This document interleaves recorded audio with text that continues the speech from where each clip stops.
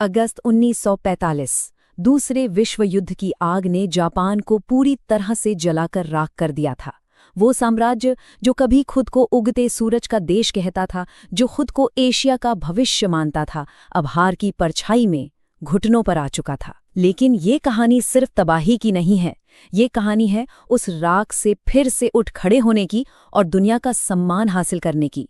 ये कहानी है एक देश के अटूट इरादे की। आइए इस असाधारण सफर को बिल्कुल शुरू से समझते हैं।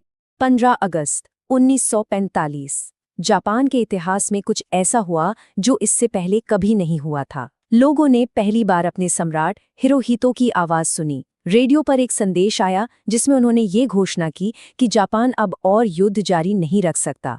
ये शब्द सिर्फ शब्द नहीं थे, ये एक युग का अंत थे। ये एक साम्राज्य के ढहने का ऐलान था और एक ऐसे सफर की शुरुआत जिसकी किसी ने कल्पना भी नहीं की थी। जापान की इस पूरी यात्रा को समझने के लिए हम इसे कुछ बहुत ही अहम पड़ावों में देखेंगे। शुरुआत करेंगे आत्मसमर्पण की उस राख से, फिर देखेंगे कि अमेरिकी कब्जे के दौरान एक नए जापान की नींव आखिर कैसे रखी गई। इसके बाद हम उस आर्थिक चमत्कार को जानेंगे जिसने पूरी दुनिया को हैरान कर दिया, और फिर उस सफलता की जो कीमत चुकानी पड़ी उसे भी समझेंगे। आखिर में हम देखेंगे कि कैसे जापान ने खुद को एक आधुनिक देश के रूप में फिर से बनाया और दुनिया के लिए क्या विरासत छोड़ी। दूसरे विश्व युद्ध से पहले का जापान एक बहुत बड़ी सैन्य ताकत था। उसकी शाही सेना और नौसेना ने पूरे एशिया में अपना दबदबा बना रखा था। वो मानते थे कि जापान दैवीय रूप से श्रेष्ठ है और कभी हार ही नहीं सकता। इसी विश्वास के साथ उन्होंने चीन, कोरिया और दक्षिण पूर्व एशिया के एक बहुत बड़े हिस्से पर अपना साम्राज्य फैला लिया था। उनकी महत्वाकांक्षाओं की कोई सीमा नहीं थी और उनकी सैन्य ताकत अजेय लगती थी। और फिर 6 अगस्त 1945 की सुबह सब कुछ बदल गया। एक अमेरिकी B-29 बॉम्बर ने हिरोशिमा शहर पर दुनिया का पहला परमाणु बम गिराया।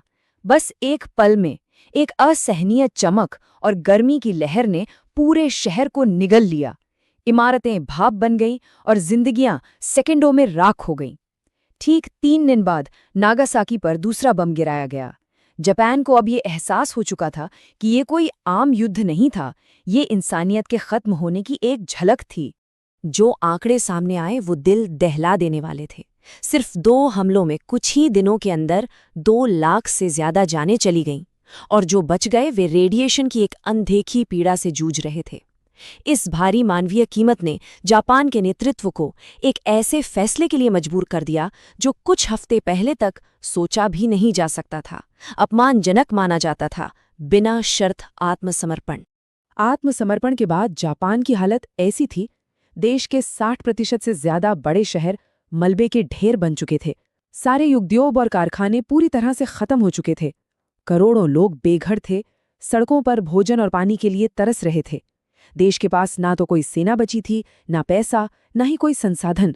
उनके पास सिर्फ एक चीज बची थी, जिंदा रहने की इच्छा। युद्ध के बाद जापान अमेरिकी नियंत्रण में आ गया। इसका नेतृत्व कर रहे थे जनरल डगलस मैकार्थर।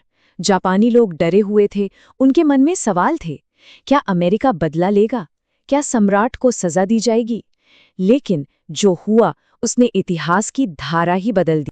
यहाँ जो बात सबसे दिलचस्प है वो है अमेरिका की रणनीति।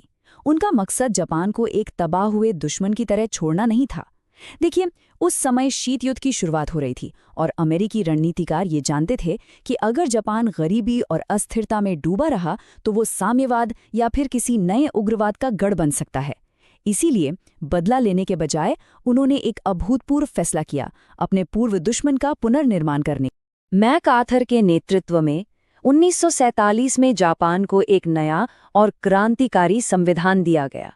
इसने जापानी समाज की नींव को ही हिलाकर रख दिया। पहली बात, इसने सम्राट को भगवान के दर्जे से हटाकर सिर्फ एक राष्ट्रीय प्रतीक बना दिया। दूसरी बात, इसने सत्ता सेनापतियों और ऊंचे तबके के हाथों से निकालकर सीधे जनता को सौंप दी। और तीसरी, जो सबसे महत्वपूर्ण थी, इसने जापान से हमेशा के लिए युद्ध करने का अधिकार छीन लिया। ये प्रावधान, जिसे संविधान के अनुच्छेद 9 के रूप में जाना जाता है, शायद दुनिया के किसी भी संविधान का सबसे अनोखा और साहसी हिस्सा है। एक देश जो कुछ साल पहले तक अपनी सैन्य शक्ति पर इतना गर्व करता था, उसने कानूनी तौर पर खुद को हमेशा के लिए शांति के प्रति समर्पित कर दिया। ये एक बिल्कुल नए जापान की बुनियाद थी। और फिर 1950 में एक ऐसी घटना हुई जिसने जापान की किस्मत ही बदल दी। पड़ोसी देश कोरिया में युद्ध छिड़ गया। अमेरिकी सेना को जापान में अपने ठिकानों से लड़ने के लिए भारी मात्रा में हथियारों, वर्दी, गाड़ियों और दूसरे सामानों की जरूरत पड़ी। अचानक जापान के बंद पड़े कारखानों को बड़े बड़े ऑर्डर मिलने लगे। ये युद्ध जापान के लिए एक छिपा हुआ वरदान साबित हुआ। यहीं से जापान की रुकी हुई अर्थव्यवस्था को वो चिंगारी मिली जिसकी उसे सख्त जरूरत थी। 1952 में जब अमेरिकी कब्जा खत्म हुआ तो जापान एक आज़ाद देश था, लेकिन एक बदला हुआ देश। उसके पास अपनी सेना नहीं थी, पर उसके पास एक नया बहुत शक्तिशाली हथियार था, उसकी औद्योगिक क्षमता। और जापान ने एक राष्ट्रीय संकल्प लिया, हम दुनिया को युद्ध से नहीं, अपनी अर्थव्यवस्था से जीतेंगे। और इसके बाद जो हुआ वो किसी चमत्कार से कम नहीं था। 1950 से 1973 के बीच जापान की अर्थव्यवस्था ने एक अविश्वसनीय रफ्तार से उड़ान भरी। ये हर साल औसतन 10% की दर से बढ़ रही थी। जरा सोचिए, उस समय अमेरिका की विकास दर सिर्फ 3.5% और यूरोप की 4.5% थी। ये कोई सामान्य विकास नहीं था, ये इतिहास का सबसे तेज आर्थिक बदलाव था। दुनिया ने इसे नाम दिया जापानी आर्थिक चमत्कार। तो इस चमत्कार के पीछे का राज क्या था? इसके दिल में एक जापानीज दर्शन था, काइज़ेन। इसका मतलब है बेहतर के लिए बदलाव या लगातार सुधार। ये सिर्फ एक तकनीक नहीं, बल्कि एक सोच थी। हर कर्मचारी, चाहे वो फैक्ट्री में काम कर रहा हो या बोर्ड रूम में बैठा हो, उसे प्रक्रिया को और बेहतर बनाने के लिए प्रोत्साहित किया जाता था। जापान में एक गलती को छिपाया नहीं जाता था, उसे सीखने और सिस्टम को और भी बेहतर बनाने का एक मौका माना जाता था। इसी सोच ने टोयोटा और सोनी जैसे कंपनियों को जन्म दिया, जिन्होंने दुनिया जीत ली। टोयोटा ने अपनी जस्ट इन टाइम मैन्युफैक्चरिंग से ऑटोमोबाइल इंडस्ट्री में क्रांति ला दी, जिससे बर्बादी कम हुई और काम की रफ्तार बढ़ी। सोनी ने वॉकमैन जैसे प्रोडक्ट से ये साबित कर दिया कि जापान सिर्फ नकल नहीं करता, बल्कि ऐसे आविष्कार भी करता है जो दुनिया बदल देते हैं। कुछ ही सालों में मेड इन जापान का टैग, जो कभी सस्ते सामान का प्रतीक था, अब दुनिया में क्वालिटी और भरोसे का सबसे बड़ा पैमाना बन गया था। जापान दुनिया के लिए आर्थिक सफलता का एक मॉडल बन चुका था। उसके शहर भविष्य की तरह चमक रहे थे, लेकिन इस चमक के पीछे एक गहरा अंधेरा भी छिपा था। ये सफलता एक बहुत भारी कीमत पर मिली थी, एक ऐसी कीमत जो जल्द ही जापानी समाज को चुकानी पड़ी। जापान की कार्य संस्कृति जो अनुशासन और समर्पण पर बनी थी, वो जल्द ही एक चरम और दमनकारी रूप ले चुकी थी। कर्मचारियों से ये उम्मीद की जाती थी कि वे अपनी कंपनी के लिए पूरी तरह वफादार रहेंगे। मतलब दिन में 10, 12 या उससे भी ज्यादा घंटे काम करना और छुट्टियां तो भूल ही जाइए। ये दबाव इतना ज्यादा था कि एक नए दुखद शब्द का जन्म हुआ, करोशी, जिसका मतलब है अत्यधिक काम करने से मौत। ये सिर्फ एक शब्द नहीं, बल्कि उस आर्थिक चमत्कार की एक चौंकाने वाली और दर्दनाक सच्चाई थी। 1980 के दशक तक जापानी अर्थव्यवस्था एक बहुत बड़े सट्टा बाजार के बुलबुले में बदल चुकी थी। जमीन और शेयर बाजार की कीमतें बेतहाशा बढ़ रही थीं, जिनका असलियत से कोई लेना देना नहीं था। इस पागलपन का अंदाजा आप इस बात से लगा सकते हैं कि 1989 में सिर्फ टोक्यो के इंपीरियल पैलेस के नीचे की जमीन की कीमत पूरे कैलिफोर्निया राज्य की कुल रियल एस्टेट से ज्यादा थी। लोगों को लगने लगा था कि जापान अब कभी नीचे नहीं गिरेगा। सफलता ने देश को जैसे अंधा बना दिया था।